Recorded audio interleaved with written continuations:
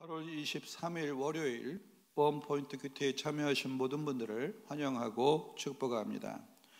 오늘 우리에게 주시는 하나님의 말씀은 출애굽기 21장 28절에서 36절까지의 말씀입니다. 다 같이 합독하시겠습니다. 소가 남자나 여자를 받아서 죽이면 그 소는 반드시 돌로 쳐서 죽일 것이요 그 고기는 먹지 말 것이며 임자는 형벌을 면하려니와 소가 본래 받는 버릇이 있고 그 임자는 그로 말미암아 경고를 받았으되 단속하지 아니하여 남녀를 막론하고 받아 죽이면 그 소는 돌로 쳐 죽일 것이고 임자도 죽일 것이며 만일 그에게 속죄금을 부과하면 무릇 그 명령한 것을 생명의 대가로 낼 것이요 아들을 받든지 딸을 받든지 이 법규대로 이 임자에게 행할 것이며 소가 만일 남종이나 여종을 받으면 소 임자가 은 30세겔을 그의 상전에게 줄 것이요 소는 돌로 쳐서 쳐 죽일지니라. 사람이 구덩이를 열어두거나 구덩이를 파고 덮지 아니하므로 소나 나귀가 거기에 빠지면 그 구덩이 주인이 잘 보상하여 짐승의 임자에게 돈을 줄 것이요 죽은 것은 그가 차지할 것이니라. 이 사람의 소가 저 사람의 소를 받아 죽이면 살아있는 소를 팔아 그 값을 반으로 나누고 또한 죽은 것도 반으로 나누려니와 그 소가 본래 받는 버릇이 있는 줄을 알고도 그 임자가 단속하지 아니하였으면 그는 소를 갚을 것이요 죽은 것은 그가 차지할지니라. 아멘. 이 시간 부주의함이 불러오는 쓰나미 효과라는 제목으로 담임 목사님께서 말씀 전하시겠습니다. 할렐루야. 네, 이제 벌써 이제 8월 하순으로 접어들면서 여러분 이제 더위가 한풀 꺾이고 아침 저녁으로 이제 선선한 바람이 불어옵니다. 우리가 한참 더울 때는 이 더위 때문에 죽겠다는 말까지도 입에 나올 때가 있어요. 한참 추울 때는 추워서 못 살겠다는 비명이 나올 때가 있어요. 근데 우리가 하나님 말씀을 생각해 보면 우리에게 당할 시험을 감당치 못한 시험을 허락지 않는다 할 때 결국은 그 정점에 이르렀을 즈음에 금방 이제 지나가면서 아침 저녁으로 선선한 바람, 또 추울 때는 어느 온화한 바람이 불어오면서 또 다른 날을 주는데 인생을 조금 인내하는 것이 필요하다. 그래서 이 믿음의 덕의 지식의 절제를 또 절제의 형제 우애를 하는 가운데서 절제의 영역 속에 인내가 포함되어 있어요. 그래서 인내를 잘하는 자가 끝까지 잘 달립니다. 그래서 결국 믿음은 순간순간 변화되는 것 때문에 원망하고 불평하면 믿음을 잃습니다. 대부분의 믿음을 잃었던 우리 출애굽의 백성들은 환경 때문에, 하루의 따뜻함 때문에 비명 지르고 밤의 추위 때문에 비명 지르고 또 어제 먹은 음식이 오늘 저녁에는 없다는 것 때문에 비명 지르고, 근데 다 충분히 필요만큼, 그러니까 우리가 하나님을 떠나면서 잃어버린 게 적당함이에요. 적당함. 내게 필요한 만큼만 내가 가지고 있으면 족한데 과유불급이란 말이 있죠. 지나쳐도 안 되고 부족해도 안 되고 적당하다는 것이 얼마나 큰 축복이라는 것을 우리는 인생을 오래오래 살면서 경험하게 됩니다. 그래서 인내를 가진 자는 구원을 얻습니다. 오늘도 여기 출애굽기 21장을 보면 하나님이 얼마나 섬세하신가.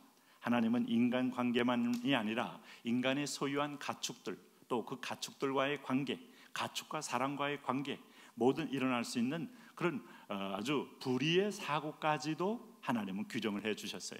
그러니 성경을 가만히 보시면 하나님은 하나님과의 관계만이 아니고 오늘 사람과 사람 관계, 그리고 사람과의 동물과의 관계, 사람과 피조물과의 관계, 결국 관계를 규정하고 조정하시는 하나님을 만나게 돼요. 여러분, 마틴 부버라는 사람이 나와 너라는 책을 통하여 우리는 관계를 맺은 존재요, 관계를 통하여 성장하고 관계를 통하여 성숙한다는 사실을 가르쳐줬어요. 결국 관계 속에서 가장 핵심이 뭔가 하면 상대방을 배려하는 겁니다. 그러니까 정말 타산, 그야말로 상대방 배려한다는 마음은 역지사지, 입장을 바꿔보고, understand라는 말이 그 사람 아래에 가서 서본다 할 때 이해가 되는 거죠. 그래서 오늘 그 원리가 그대로 하나님이 주시는 소위 말하는 민사적 관계 속에 들어있다 하는 걸 알 수 있어요. 이 원리를 그대로 적용하면 최고의 선진국의 어떤 민사법이 되고 형사법이 되는 겁니다. 독일의 바이마르 헌법이 아주 이 뿌리의 기초를 두고 잘 성립됐으면은 전 세계 모든 나라들이 공평과 어떤 정의로 어떤 그 법을 따라가면서 세상을 가장 합리적으로 통치할 수 있어요. 그 원리와 지혜가 성경에 있습니다. 여기 이제 28절에 소가 남자나 여자를 받아서 죽이면 그 소는 반드시 돌로 쳐서 죽일 것이요. 그러니까 짐승이 사람을 받아 죽인다. 우리는 뭐 소가 도시에 살면서 소를 많이 안 키우지만 시골에는 소가 많이 있죠. 그런데 대신에 이제 아마 우리 주변에 반려견 하면서 개가 있는데 예전에는 개들을 다 그렇게 안방까지 들여서 키운 적은 없어요. 다 마당에 두어서 개가 집을 지키게 하는데 그 개들이 주인한테는 뭐 100% 충성을 다하지만 낯선 사람은 아주 공격성을 띠고 으르렁거리고 그리고 눈이 마주치면 그대로 공격을 하는 숙성이 있습니다. 만일 개가 사람을 물었다, 똑같은 원리가 적용되는 겁니다. 사람 중심의 생명가치, 만물보다 모든 것이 천하보다 귀한 생명, 이 원리가 분명히 있는 거예요. 그래서 반드시 돌로 쳐서 죽여라 하는 것은 소가 사람을 받아 죽였을 때 그것을 소가 무슨 죄가 있나 살려두는 게 아니다. 사람 존중하라, 그 원리를 여기에 두고 있어요. 심지어는 그 고기는 먹지 말 것이며 임자는 형벌을 면하려니와. 그러니까 주인은 비록 좀 부주의한 면이 있더라도 그 소의 어떤 야성성에 대해까지도 다 관리할 수 없다는 걸 인정하고 면하지만 소는 반드시 죽이고 그 소의 고기조차도 먹지 말아라. 사람 죽인 소 아니냐. 굉장히 이 부분에 대해서 공동체 전체가 하나님은 우리의 자산같이 위로가 되는 소가 그런 일을 벌였을 때 그 소를 제거하면서 사람의 생명을 더 귀히 여겨라, 살인하지 말라 하는 제6계명이 여러분 얼마나 중요한 계명입니까? 네? 하나님이 세우신 법도 속에서 사람이 분노가 탱천한다고 사람을 곳곳마다 죽이게 되면 이 피바람이 이 지상에 끊을 수가 없어요. 그래서 강자만 살아남는 겁니다. 강자가 살아남으면 강자도 죽게 돼 있어요. 다 각 사람이, 작은 사람은 작은 대로, 또 약한 사람은 약한 대로 그 은사대로 다 서로 자기가 산업 활동에 적용하면서 그 일을 하면서 그 모든 사회가 그런 서로 공급망으로 서로 간의 협력을 통하여 살아가고 있는데 다 죽여버려 보세요. 칼만 가지고 살 수 있겠어요? 그래서 여기 29절에 소가 본래 받는 버릇이 있고, 요건 좀 다른 얘기입니다. 얘가 평소에도 잘 받아요. 평소에 순박한 소, 이중섭 씨가 그린 그 소를 보면은 눈이 상당히 풀려 있고 때로는 울 밑에선 봉선화 같은 우리 주권 잃은 어떤 대한민국의 조선 민족 같은 그런 표정을 하고 있는 걸 볼 수 있잖아요. 그런 소는 잘 받지 않아요. 그런데 그런 눈을 보면 좀 선하다 이런 생각이 드는 소가 있는데, 이게 좀 약간 공격성 있는 소가 있다. 그 임자는 그로 말미암아 경고를 받았어요. 단속하지 아니하여 남녀를 막론하고 받아 죽이면 그 주인의 책임이라는 거죠. 그러면 소는 돌로 쳐 죽이고, 자, 무서운 것이 그 소의 주인도 죽일 것이며, 이렇게 되어 있습니다. 이러므로 그 주인이 자기가 데리고 있는 소가 아주 공격성이 강하고 누가 오면 자꾸 뿔로 받는 버릇이 있는데도 불구하고 관리를 안 했으면 이거는 살인병기를 방치한 죄가 있다. 그래서 아주 고의적인 미필적 살인을 한 것이다, 이렇게 보는 거예요. 그래서 죽여라 이겁니다. 우리가 어제 말씀을 통해서 하나님께서 우리 주신 원리가 그저께 말씀 뭐였습니까? 등가의 법칙이라는 거 아니에요? 근데 그 등가의 법칙은 하나님이 보복하는 법이 아니라 더 큰 화를 불러오기 전에 제한법입니다. 너희가 코에는 코, 눈에는 눈, 귀에는 귀, 이에는 이, 입에는 입, 이마에는 이마, 딱 제한을 둠으로써 그 이상을 손대지 말아라 함으로써. 근데 여기 죽었으면 죽는 겁니다. 그래서 여기 30절 말씀에 만일 그에게 속죄금을 부과하면 무릇 그 명령한 것을 생명의 대가로 낼 것이요 아들을 받든지 딸을 받든지 이 법궤대로 그 임자에게 행할 것이며, 소가 만일 남종이나 여종을 받으면 소 임자가 은 30세겔을 그의 상전에게 줄 것이요 소는 돌로 쳐서 죽일지니라. 그러니까 주인이 살려지는 대신에 엄청난 대가의 배상을 하라 이겁니다. 네? 왜? 오늘 그 상대방의 이웃이 내가 기르는 이 소로 인하여 바쳐서 죽었으니까. 그래서 여러분 바깥에 개들 끌고 나올 때 반드시 목줄을 함으로 주인이 책임하에 그 개를 관리해야 한다는 것은 바른 태도입니다. 뭐 아무리 순한 개일지라도 때로는 어떤 때는 불의의 또 공격성을 보일 수도 있으니까 과실적 어떤 공격으로 인하여 뭐 개가 물렸다, 개에 물려서 뭐 죽는 경우는 드물 수 있어도 그러나 무서운 개들은 그 광견병으로 죽을 수도 있죠. 그러면 이게 다 무서운 법입니다.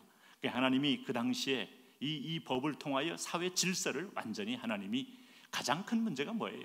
사람들은 자기 절제가 안 된다는 거죠. 그래서 분노가 오면 복수가 2배, 3배, 4배가 된다는 거죠.